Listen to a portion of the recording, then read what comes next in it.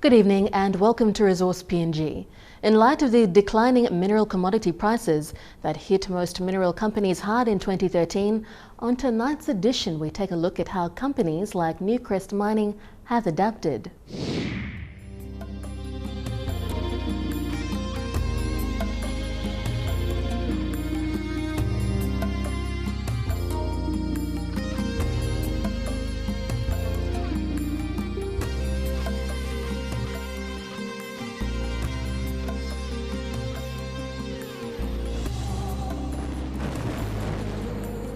After a difficult 2013, Newcrest Mining has made big changes to its operations since then, slashing costs and increasing production.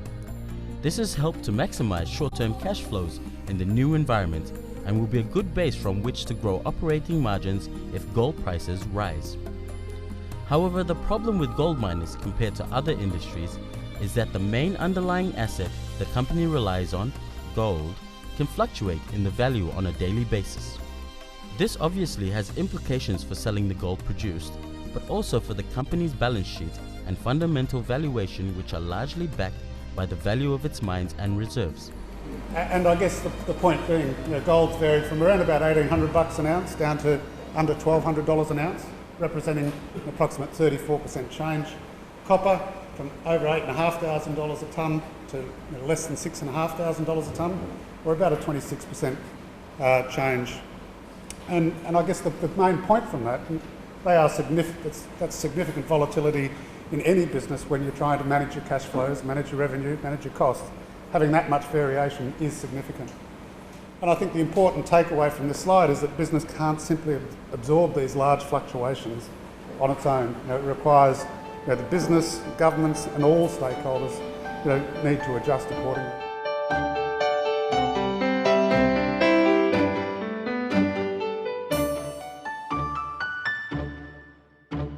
The significance of gold mining to national economies varies considerably. It is estimated to be the greatest in Papua New Guinea, 15% of GDP, followed by Ghana, 8% of GDP, and Tanzania, 6% of GDP. For these countries, gold mining is one of the most significant sources of wealth creation in the economy.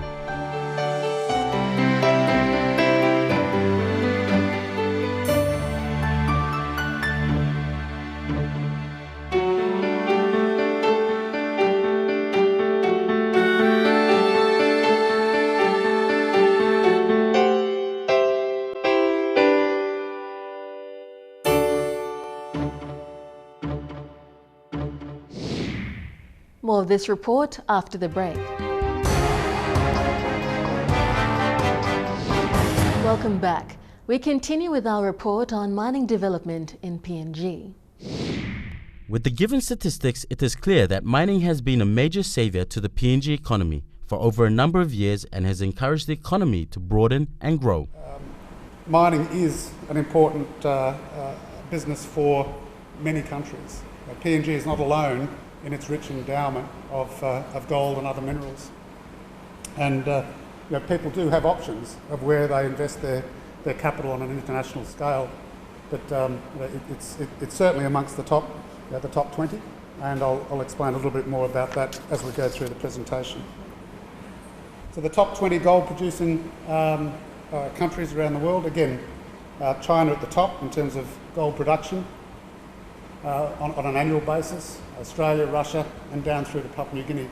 So you might say that that mining is only a small part of Papua New Guinea. That's not the case. Despite its relativity in terms of gold production, gold in particular for Papua New Guinea is the most significant amongst all its peers. So around about 15% of the gross domestic product from in Papua New Guinea is generated from gold, far in excess of the next biggest country, which is Ghana, and then Tanzania. So I think they're very, it's very important. It really does drive home the importance of mining, and in particular gold mining in Papua New Guinea. Just for background, annually the world produces about 3,000 tonnes of gold. That excludes the amount that's recycled and scrap. And I think the other thing that's important from this slide is that PNG really has been, well, mining in PNG really has been a mainstay of the economy from that 15% GDP over a number of years now, which has actually allowed the economy to broaden and grow and take advantage of the other commodities with which PNG is endowed. So a very important part of PNG's economy. The development of projects is taking more and more time, which increases costs. As is common knowledge that the precious metals industry is very capital intensive. Constructing mines and building production facilities requires huge sums of capital. Long-term survival requires heavy expenditure to finance production and exploration. But mining comes with its fair share of risks, and the longer it takes to develop a project, the higher the risks. PNG is, however, not alone. There are a number of different countries competing for investors. Serious pressures on the industry of late have caused a few majors to leave, such as Vale and Newmont, among others. It is apparent that the industry needs government and stakeholder support, now more than ever before. So irrespective of location, this business is getting riskier and riskier. The longer it takes to develop it, the more at risk both bringing it into successful development and the capital that you've poured into the operation becomes. So the factors that influence that increase in time and that increase in cost, and this is not PNG specific, this is globally, increased red tape, locations, more and more, we're going to more and more remote locations to find the remaining available resources. Lower grades, a lot of the easy high-grade deposits have been found, and generally across the board we're looking at lower and lower grades. Technical challenges associated with those lower grades, financial limitations, the ups and downs in the market based on commodity price changes, infrastructure requirements and skills availability. These are all of the challenges and things that make it much longer to develop an operation, but also much more costly. I think it's also important in PNG's case to understand, as PNG starts to develop its natural oil and gas resources, that it's not all about just the time frame for that return on that capital investment, that 21 years. It's also important to understand how much capital is required through the investment cycle. And, and that in turn will inform decisions around whether the government or local level government, provincial government, national government takes equity in projects, for example. Resource PNG continues when we return. You're with Resource PNG. We continue where we left off with our report on mining development in PNG.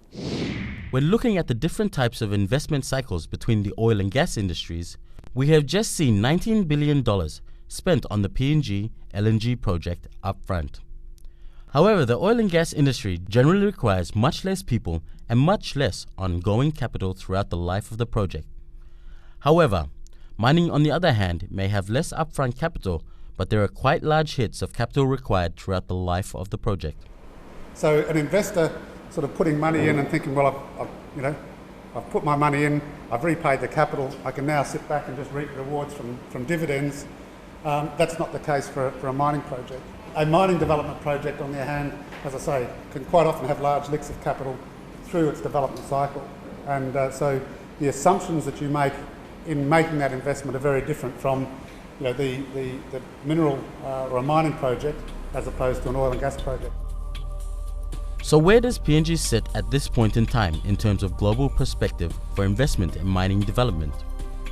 The Fraser Institute Survey for Mining Companies, an independent, not-for-profit research and educational organization, looks at the mineral data of a country, its regulatory and fiscal regime, and then it ranks where individual countries sit relative to each other, which helps companies decide where to invest their money. There are 3 relevant incidents we can take from the Fraser Institute survey. The first is Best Practice Mineral Potential Index, which rates a country according to its geological prospectivity.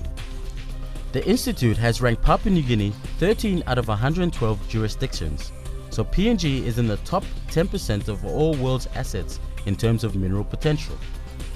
If we look at the Policy Perception Index, which is basically a report card on the government's mining policies, it's a different picture. PNG ranks 84 out of 112.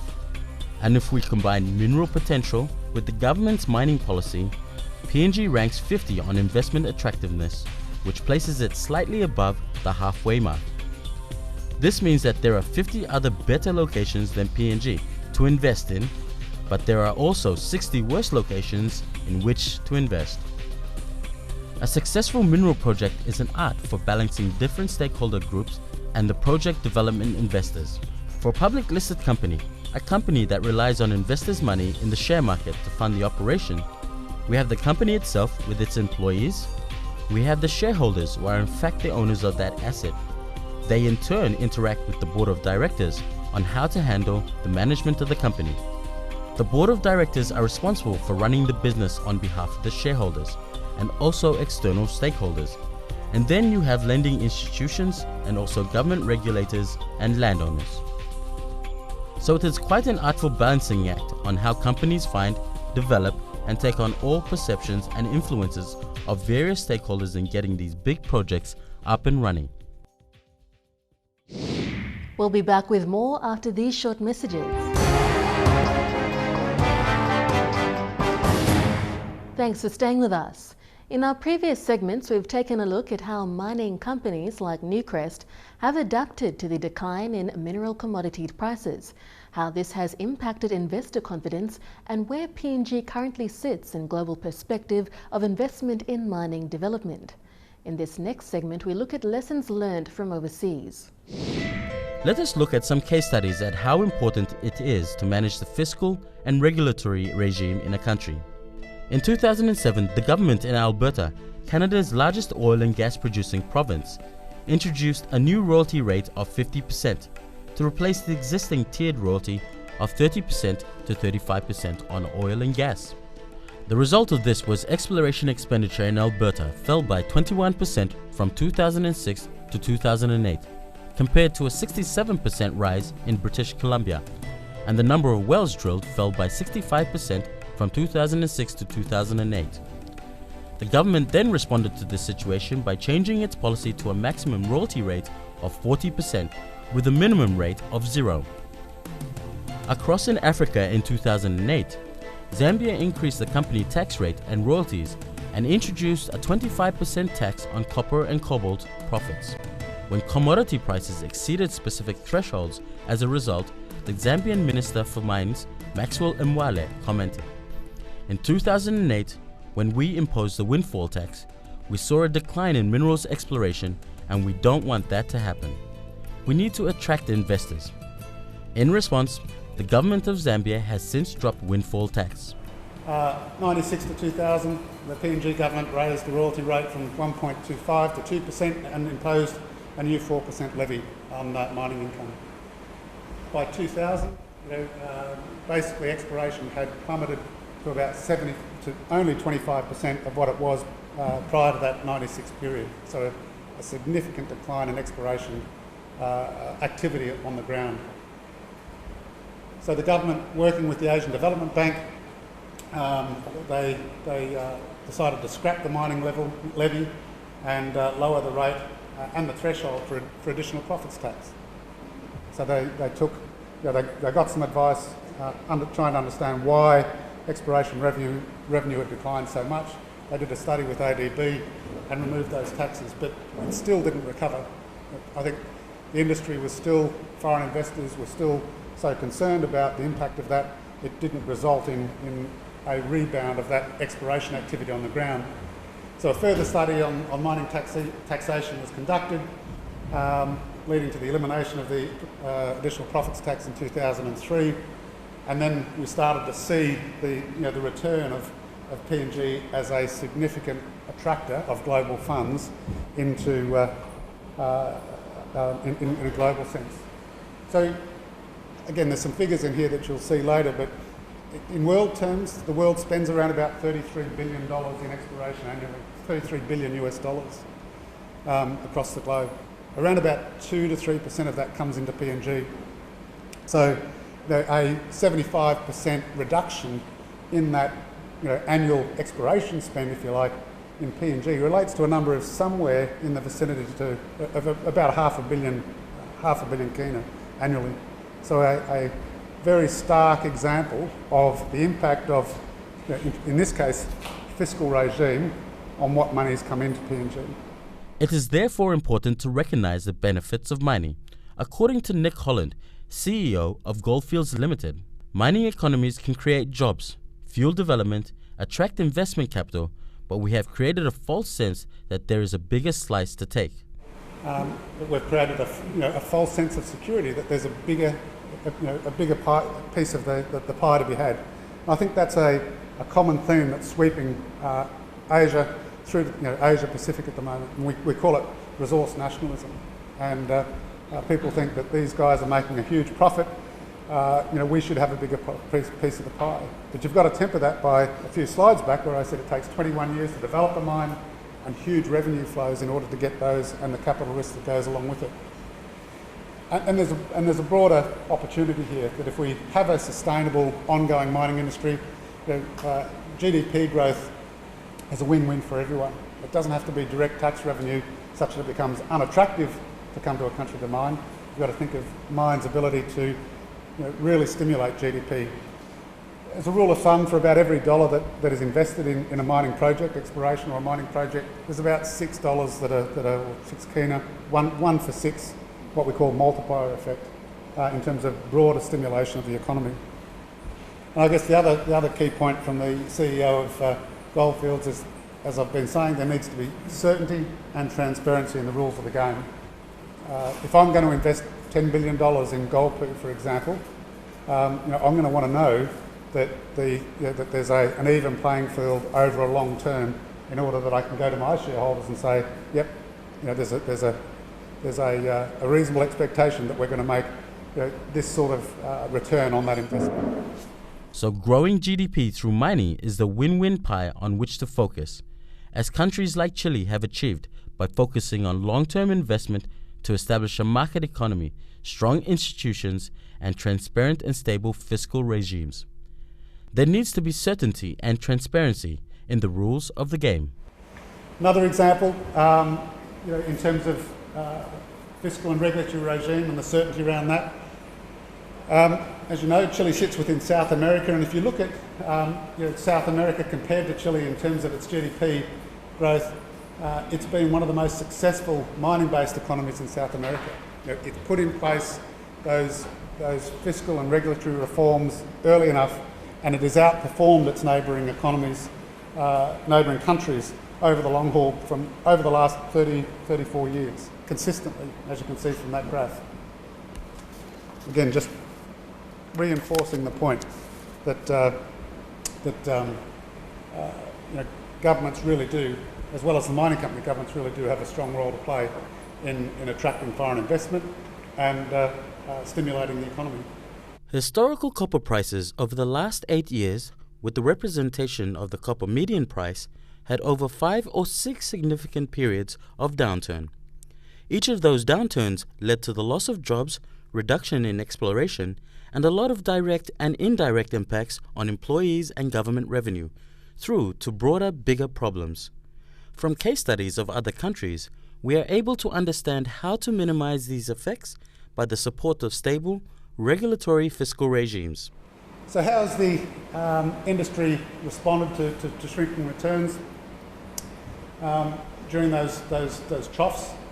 Project closures, project delays, workforce reductions, reduced exploration spend, and subsequently reduced government revenues. So recent experience in PNG, year-on-year movements in the range of workforce numbers down by up to 20%, exploration spend 80%, payments to governments down by 50%, and dividend payments to shareholders either stopped or significantly reduced. So there has been a dramatic real impact of the latest global downturn on this significant part of PNG's economy. Mr. Day, when presenting snapshots of potentially new mining projects around the world, including PNG that have been deferred or delayed because of the global downturn in their prices, stated that over $100 billion have been affected and has an impact both in the country and on global economies. He said, every dollar spent on mining investments has the ability to generate $6 of broader GDP in an economy, and therefore the loss of money is close to nearly trillions of dollars from the suspension of mining projects worldwide due to the downturn in prices. The slowing of the exploration spend is also important. People think, oh well, it's still there in the ground. We can go back and drill it tomorrow. That might be that's obviously true. The resources don't evaporate, but the importance of having that pipeline of resource development is particularly important for a company like ours, where we're depleting resources and we're always on the lookout for how we continue to manage our shareholder expectations, landowner expectations, and revenues to the government from the next project opportunity. And the other reason I wanted to put up this slide is that there's been comments recently about the strength of the PNG mining and exploration industry based on this particular graph. And this graph shows the outline of PNG landmass with all of these areas either under lease, with an exploration licence or a pending licence. And people say, well, because there's so much colour there, the exploration industry must be booming. We heard at the investment conference in December last year that there were very few people who were spending money. They might still be held under lease, but no one's spending money on them. Again, in response to that significant fall in commodity price, but also in response to the uncertainty that's currently being presented around the mining legislation itself. So we've got two competing or combined impacts.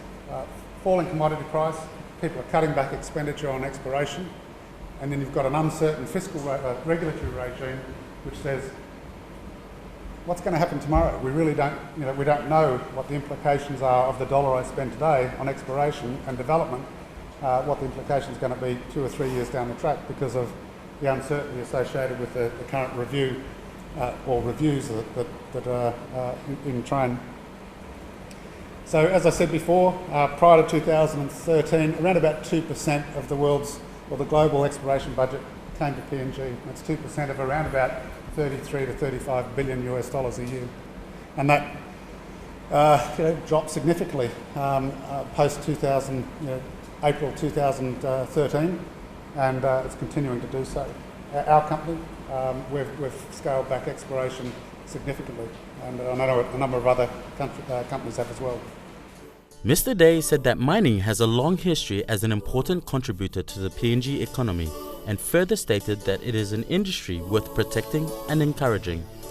Minerals, he said, currently account for roughly 55 to 60% by value of exports in the country, and currently accounts for 15% of the PNG GDP. But funding for new projects must come from offshore, as is done in Australia, of which building a new mine, he said, requires considerable international funding commitments over many years. Mr. Day said that PNG competes with other countries for limited capital investment funds, which are portable. Investors require stable and fair regulatory and fiscal regimes before committing substantial funding over long periods of time, and are required to explore, to build and successfully operate mines through all economic cycles.